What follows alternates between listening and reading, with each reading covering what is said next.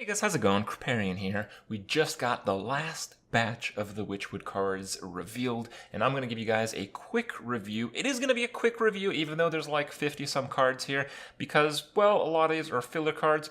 A lot of these are just arena-centric neutral minions that are just pretty good cards that'll probably be completely hopeless in constructed play.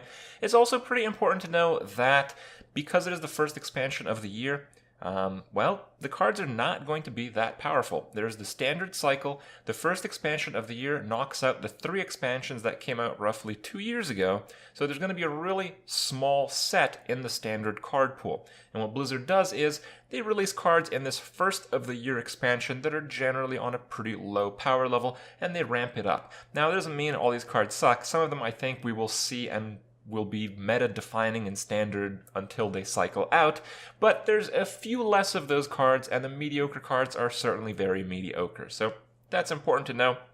Honestly, I think this is better, particularly for us arena players, because we don't want too many overpowered cards. We want cards that are in line with the classic and the base set, and that's what a lot of these are. Alright, let's get to it too.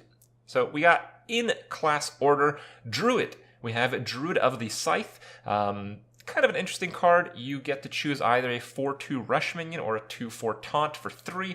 Neither of those options are very good, but the choose aspect, the flexibility, certainly adds to its power level, though in my opinion, not enough for it to really be constructed level quality. It's just a pretty good arena card. Then we have a new version of Twilight Drake. It is a 5-mana, essentially Twilight Drake, that has taunt. Is that good? Yeah, that's pretty good, because Twilight Drake, typically in the right deck, and Druid certainly has a lot of hand-filling cards, has a lot of health, and taunt minions with a lot of health are pretty good. The main downside of this is that, well, minions that have taunt and have a large base of their stats, silenceable in addition to the taunt, they kind of get annihilated by silence. And silence will absolutely still be seeing some play, because Warlock, Control Warlock particularly, is not going anywhere. Aggro Paladin is not going anywhere, and a lot of the other classes and cards that we've seen are also heavily silenceable. So people are going to play silence, and this card is going to be victim number 1.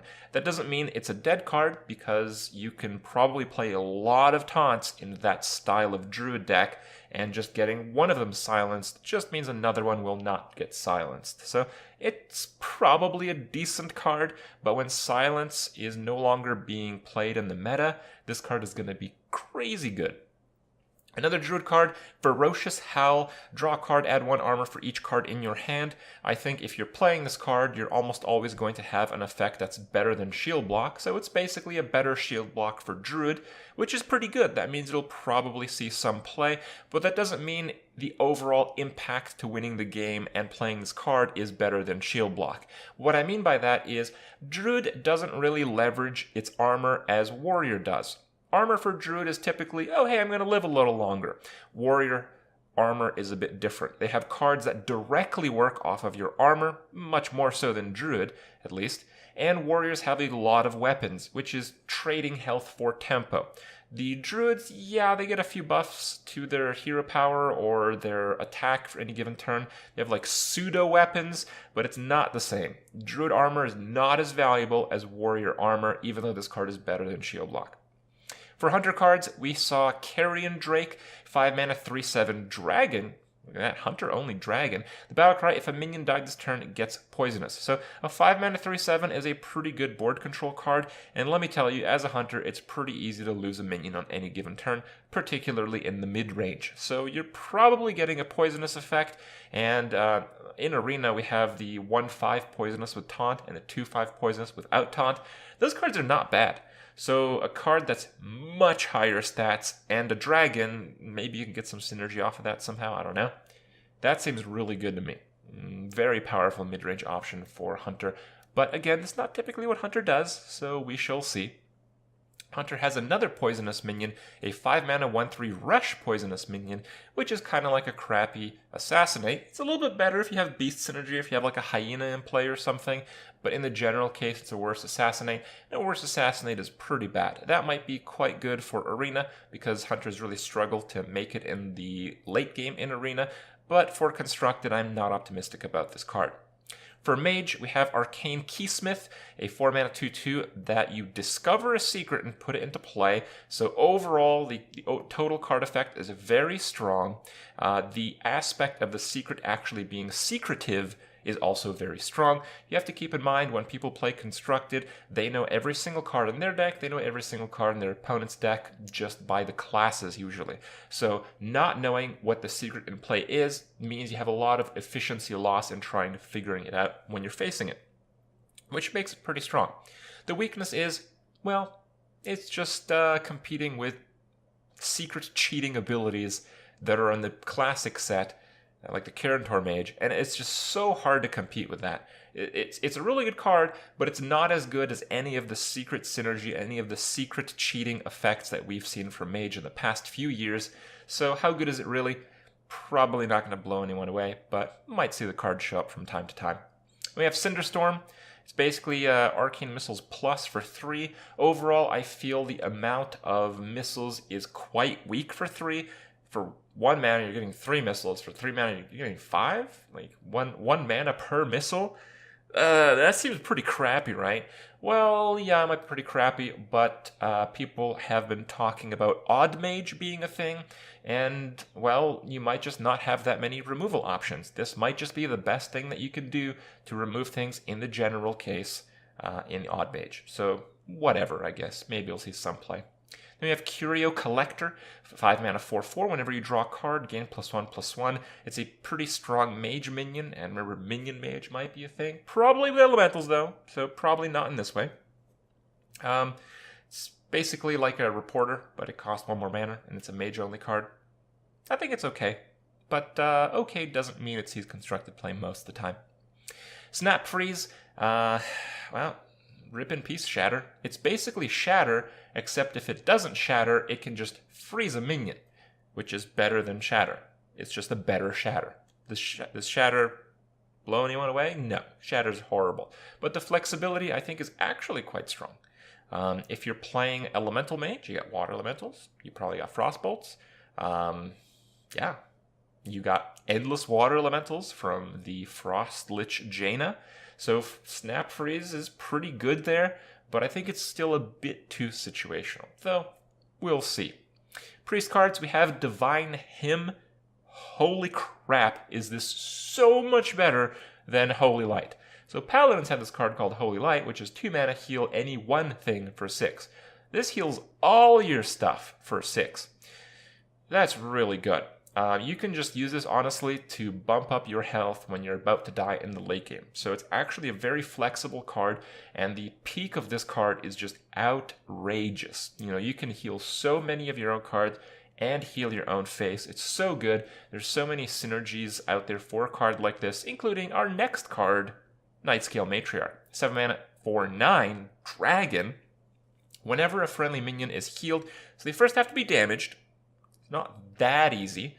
But whenever a friendly minion is healed, you get a 3/3 whelp, which is ridiculous. This card can spiral completely out of control very quickly. It is no doubt an extremely high power level card. The main thing you have to consider is, well, you can't just run all the high mana cost powerful minions in a priest deck. It requires some balance. You have to play as many of those as you can, while still having enough board clears in early game to not just lose by the time you want to play cards like these and use their combo effects. So, Priest has a lot of very powerful late game cards. This is one of them. Is this the best one? I don't know. Maybe? I guess we'll see.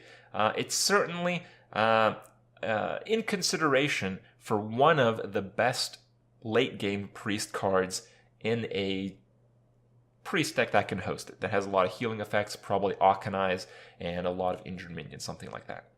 Could be very good. Could be one of the meta-defining decks, in fact. Quartz Elemental, 5 mana, 5/8, it can't attack while damaged. Overall, that is a hell of a lot of stats. The health is notably important for Priest, because Priest wants to make use of this hero power, and it probably will make use of its hero power with a card like that. It pushes a pretty big threat. You almost always are going to heal it because your opponent's either going to kill it off or just keep it constantly damaged so you can't attack with it. But that's fine. that just makes your hero power so good. And if you're playing Odd Priest and you have an upgraded hero power healing for 4, it's going to be almost impossible for your opponent to do that every turn. So very good stuff. Another Priest card that really does impress me is the Squashling. It's a 2-mana 2/1 Echo card that restores 2 health to whatever target you want. So again, a very new flexible healing card.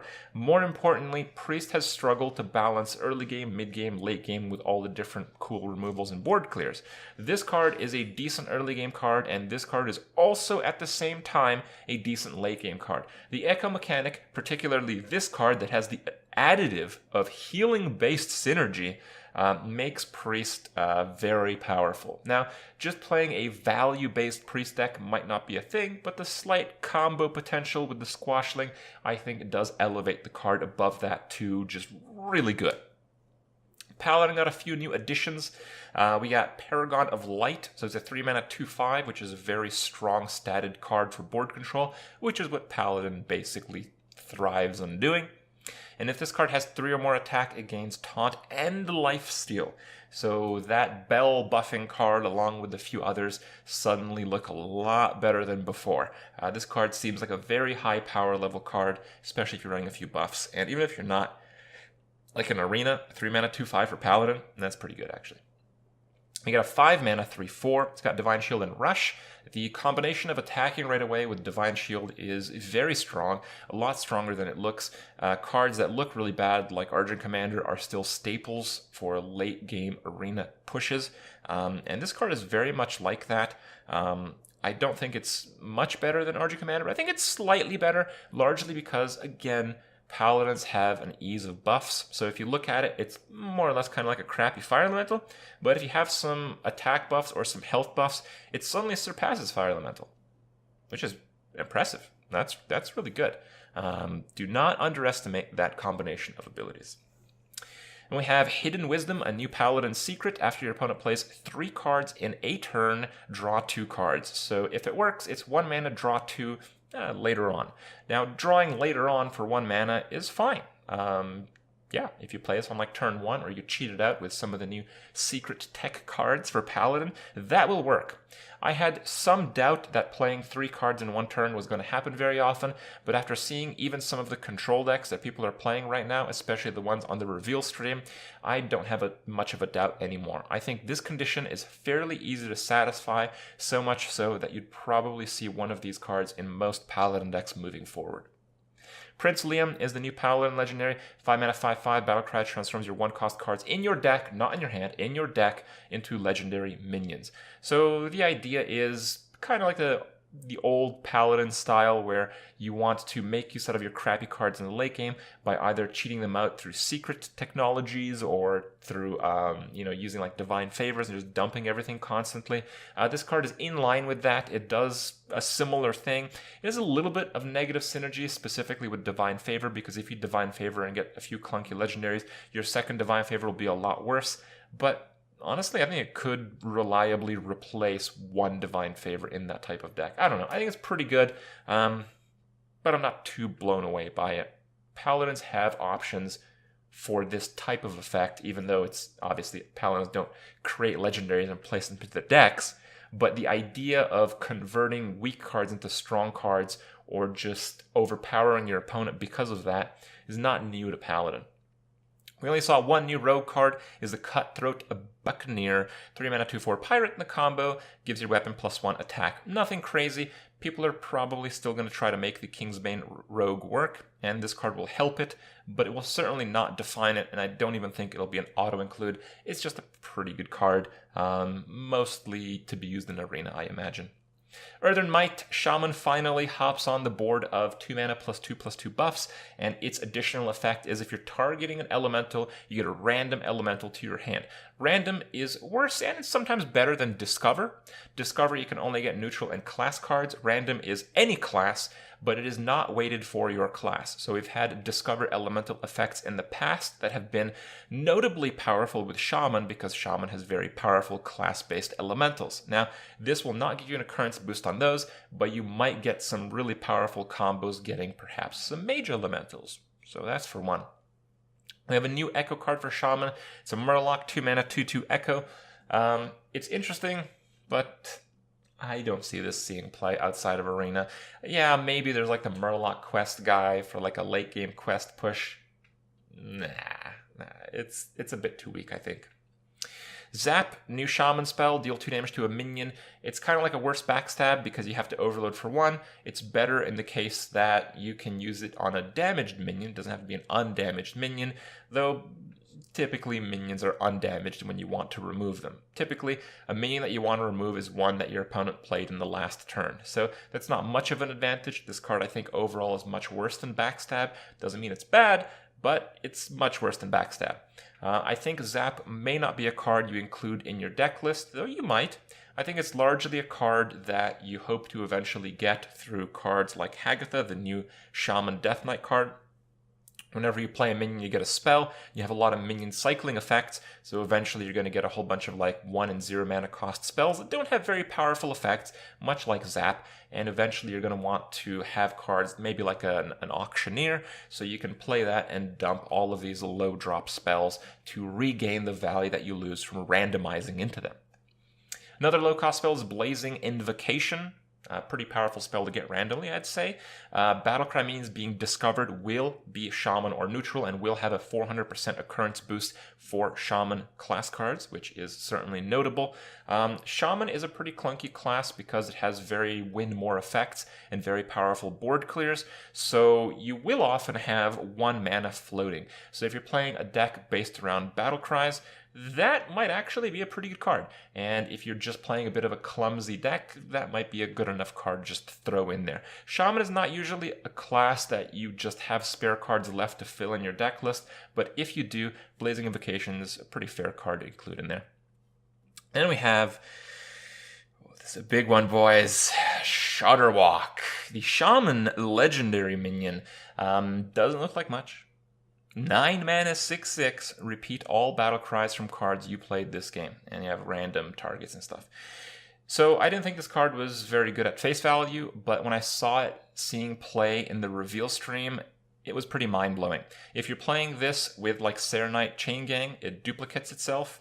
There's a lot of very powerful battlecry effects that you constantly want to see reoccurring, and there is an infinite draw/value combo with this and a card I'll show you guys here in a second. It's a neutral minion that shuffles, as a battlecry, shuffles a copy of a minion back into your deck. And if you have ever used that effect prior to playing Shudderwalk, and you're playing Shudderwalk on an empty board, it must target Shudderwalk, so your Shudderwalk gets a copy of itself put back into your deck and then fills the board with copies of Serenite Chain Gang. And then when you draw the next one, you play it again, then it puts a copy back in the deck. And you play that one again, then it puts a copy back in the deck. It's a proactive, infinite value, anti-fatigue mechanic for Shaman, and that is ridiculously powerful, more so than you might imagine. If you think this card is bad, you're wrong. Rabid Worgen is the only warrior card that we saw revealed in the last stream. Is a 3 mana 3/3 rush, which is not horrible, but probably not constructed quality. Just a pretty strong, like pretty damn strong arena card, but that's it.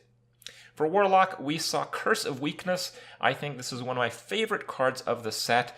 The effect doesn't seem particularly powerful for 2 mana, but the flexibility is absolutely mind-blowing. You can even play this in a zoo deck. If you have a bunch of low minions, you play like one of these, and you just obliterate your opponent's board for free.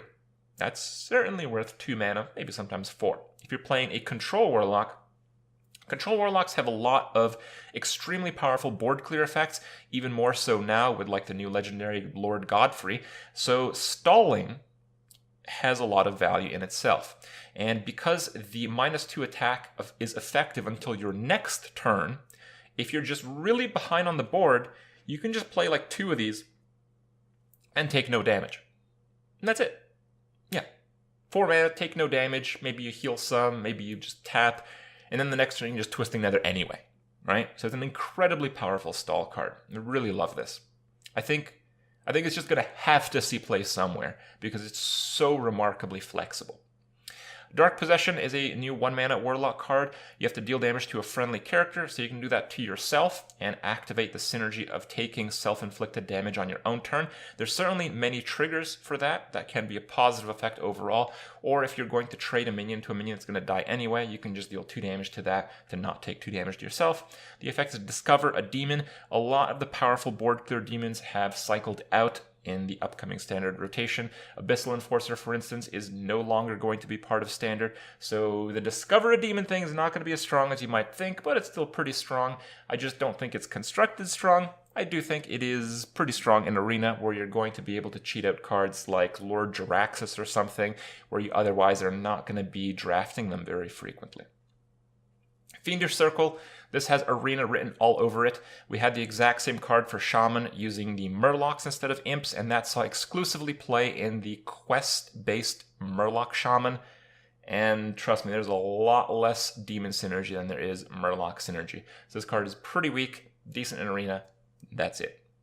Ratcatcher, 3-mana 2/2 rush, destroy a friendly minion and gain its attack and health. So it's more or less kind of like a, what is it? It's the Void thing, the 3-mana. Oh man, I forget what it's called. Anyway, the idea of this card is if you want to play more of a minion or tempo based like Q block, or maybe you want to throw in some eggs in there, rather than having to use the self-destruction healing mechanics, you can use a self-destruction minion buffing mechanics, so you can push for even more tempo with some of these combos. Now it's a little bit slower because this costs 3 mana, unlike some of the other activators that cost 0 or 1 mana, but you get stats on the board, and you can't underrate that. I think this is going to be a pretty underrated card, though no guarantee it'll see play. Witchwood Imp, 1-mana 1/1 stealth, so it's kind of just an annoying little crap, and the death rattle gives a random friendly minion +2 health. The way I see this is in Constructed, people play 1 health, 1 drops, and 2 drops, so you play this on 1, you play a good 2 drop, you buff the health of your 2 drop. It's pretty good, it's zooey, it's what Warlock does, it's not too bad. Witchwood Piper, 4-mana 3/3 Battlecry, draw the lowest cost minion from your deck. Now, if you are just playing whatever minions, this is very much 4-mana 3/3 draw whatever card, which is not really good enough for Constructed, but pretty good in Arena. The idea for Constructed is you play this in a combo deck. If you have minions as part of your combos, you can leverage to draw them specifically, which can be very powerful, especially if you're relying on legendary minions. If your combo involves 2 or 3 spells that you can have 2 of and 1 legendary minion, playing 1 Witchwood Piper will drastically increase your occurrence of pulling the combo off. You can run 2, but if the combo piece that you require is over 4 mana, that will slow down the forceful draw of that combo piece, so it's probably not recommended, but it's still pretty good, right? Then we have Baleful Banker. This is the card that copies a friendly minion and puts it back into your deck. So the effect is pretty weak. It's a pretty crappy stat for a 2-drop. I don't know if this is going to see much play outside of the Shudderrock Shaman with the Death Knight and all that kind of crap, which I think will absolutely see some play. Other than that, I think it's a pretty weak card, but who knows? Maybe in the future we'll get more cards that work with that. Vicious Scalehide, 2-mana 1/3 Lifesteal Rush. Doesn't look like much, but again, Lifesteal and Rush is a pretty powerful combination with buff effects, and there's certainly a number of buff effects that have been released in this expansion. Notably, the Hunter one, 4 mana +3/+3. It adds 3 copies of the buffed version of the minion back into your deck.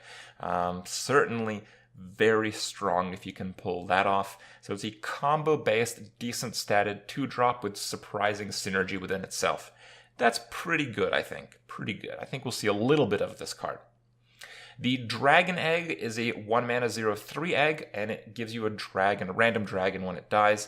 Now, the effect isn't too powerful, but what is interesting is the fact that it is an egg with 3 health. Almost all the eggs we've had in the past have had 2 health, at least the ones that cost 1 or 2 mana. So for 1 mana, it has an abnormal amount of health for an egg. So the idea is you play eggs when you can play buffs, and if you can play buffs on this, it's going to be stronger than the other eggs. And the on-death trigger is still really good. So this is a pretty damn good card. We have Dragon Synergy on a neutral, maybe taunt minion. It's a 7-mana 3/11. How about that? And if you're holding a dragon, you gain 1 attack and taunt, making it a 7-mana 4/11 taunt. Is that good? Yes, that is good. That is really good. There's a lot of dragon synergy being lost, mostly in Priest, but Priest is kind of the only class playing dragons, so the whole dragon theme thing we'll have to figure out once again, but I'm a little bit optimistic that it will happen. Cauldron Elemental, 8 mana 7/7. Your other elementals have +2 attack. It costs 8. This is an arena card, ladies and gentlemen. Then we have Chief Inspector, 5 mana 4/6, battlecry, destroy all enemy secrets. This is probably the new best way to deal with enemy secrets, as things like Flare can get counterspelled. Minion battlecry effects typically occur before the minion enters play, so if you're playing Chief Inspector, it should actually remove all your opponent's secrets before triggering any. If your opponent has like Mirror Entity, I do not believe that it will trigger Mirror Entity with Chief Inspector, so pretty good stuff. And if a lot of people are playing secrets, a lot of other people are going to be playing Chief Inspectors, and should be some fun there. And we have Darkmire Moonkin, 7 mana 2/8, spell damage +2. Why not just play Malygos? Then we have Deranged Doctor, 8 mana 8/8, death rattle, restore 8 health to your hero. So horrible stats, a lot of mana. Heal is premium, but it has to die for you to get healed, so that's not happening. You play this against aggro, they're going to ignore it, and they're just going to kill you before it goes off. So this is an okay arena card at best. 4 mana 1/6, Lifesteal Taunt. It's a demon, which is interesting, but not interesting enough. If you're playing a lot of buffs and there's a lot of face decks, maybe it'll fit into the meta, but I have my doubts. It looks very much like, you guessed it, a pretty decent arena card, but just pretty decent. I don't even think it's that good in arena. Furious End is a 7 mana 5/9 Taunt, nothing special. You know where stats are good? Do you? You know where Taunt is good? Do you? Yeah, that's right, it's arena. Hench Client Thug is a 3 mana 3/3. After your hero attacks, give this minion +1/+1. This has potential to see some constructed play because it's really easy to get this trigger off. If you're playing Rogue, for instance, and you get a weapon on turn 2, don't use it. Play this on turn 3, attack once. You have a 3 mana 4/4, threatening a 3 mana 5/5 on the following turn. That is an extremely high tempo card. So this is really good in arena where power levels are slightly smaller, and that is a pretty good power level. Perhaps so good enough for some constructed play, but I would think it's largely going to be limited to Rogue. Life Drinker, 4 mana 3/3, battlecry, deals 3 to the opponent's hero, and you gain 3. So it's basically a 6 health swing attached to a 4 mana 3/3. That's not very good right now because I think most of the cards and decks that we expect to see are going to be heavy board-centric decks, very zoo-like decks. But whenever there's going to be a meta where it's going to be face deck versus face deck, Life Drinker is going to be a very good card. I just don't think we'll see that for a while. Lost Spirit, 2 mana 1/1, death rattle, give your minions +1 attack. That's kind of crappy, even for arena standards. Mad Hatter, 4 mana 3/2, battlecry, randomly toss 3 hats to other minions. Each hat gives +1/+1. So if all 3 hats land on your minions, you're looking at a 4 mana 6/5 worth of stats. And that's pretty good. Offensive based, maybe you can buff your own minions. Typically will, because you'd only generally play this when you'd clear out your opponent's minions through trading. Then you play Mad Hatter, you get the full effect. It's a pretty powerful effect. I think it's on the edge of seeing play, so try it. I think it might be good. Marsh Drake is a 3 mana 5/4 dragon. He gives a 2/1 poisonous minion for your opponent, which makes it really good with Potion of Madness, as people who are watching the stream specified. Except Potion of Madness is cycling out of standard. So that's a lot less good as a result. It's probably a card we'll see a little bit in Wild. It's probably a card we're going to be happy to see in Arena, particularly as a rogue, because on turn 2, in Arena you develop a weapon as a rogue. That's just kind of what you do. Otherwise, it seems a little bit too clunky to see consistent play. Night Prowler, 4 mana 3/3, and if this is the only minion on the battlefield, gain +3/+3. So 4 mana 6/6 Beast. I think that's very unlikely. I think the only class that can pull that off is Warlock with Defile consistently enough, and then you have to ask yourself, if a Warlock is playing Defile, it's probably playing Control, so what would a Control Warlock care about a 4 mana 6/6? That's right. It wouldn't. So it's a bit too clumsy for my taste. Then we have Sandbinder, 4 mana 2/4, battlecry, draw an elemental from your deck. Now, I fail to see how this is better than just drawing a random card from your deck, because elementals are largely only good if you have a lot of them. If you have a lot of them, you might as well just draw cards, not specifically elementals. Perhaps there's some combos that require elementals that this could be used in, but I haven't really stretched my imagination to realize what those might be. I think this card is pretty weak, but one powerful combo requiring an elemental or centered around elemental is going to change that entirely. Swamp Leech. 1 mana, 2/1 lifesteal. Yeah, whatever. Then we have Tanglefur Mystic, 3 mana, 3/4. Add a random 2-drop minion to each player's hand. The 3 mana, 3/4 stat line is very strong, and more importantly, you get to potentially mill your opponent, and you get to potentially add to your hand. We saw this play on the reveal stream in hand minion-based Druid, and it looked pretty good. Really. I think this might be a surprisingly powerful card that might see some play. Actually, I think it will see some play. Then we have a 4 mana 0/9 Taunt. Eat your heart out, Mogushan Warden. So it's okay. You can play this in Priest, Inner Fire, or the Inner Fire minion. It's alright. 4 mana 9/9 Taunt is the dream. But again, it might get silenced. I don't know. It looks a bit strange, a bit too inconsistent, but potentially strong enough in that exact deck. Then we have, finally, Walnut Sprite, 3 mana 3/3 Echo, which sucks. It's a arena card. So that about does it. A lot of really cool cards, a lot of mediocre cards, a lot of arena fair cards, which is actually great for the game mode we play and love. But for now, that'll do it. In the end, you have to play with the cards to see just how good they are, and I will be doing that all day on Thursday, on the 12th, on release. I'm going to start streaming very early on. I'm going to start streaming, I think, around 11 a.m. Eastern, so 12 hours early stream, and I'm going to start when the expansion ends up being launched with opening a whole bunch of packs, largely opened through the Amazon coins the Amazon App Store has given me, because, you know, I've done that promotion and stuff. And of course, as a reminder, if you guys do want to buy your packs through Amazon coins, you can get some savings, and right now they have an additional promotional offer where for $40, you can get $50 in Amazon coins, and you get $25 worth of Gamer Sensei credits. So take advantage of that offer.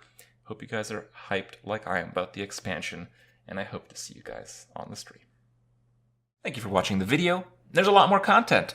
A lot more content this Thursday, specifically. Expansions being released. Don't know exactly when, but I will be streaming on Twitch, links below, starting at 11 a.m. EST. That's 12 hours earlier than my regular stream. I'll be streaming all day. We're not going to miss the launch of the new expansion, and I'm going to keep you guys busy with some really cool stuff until that happens. So come in and check it out.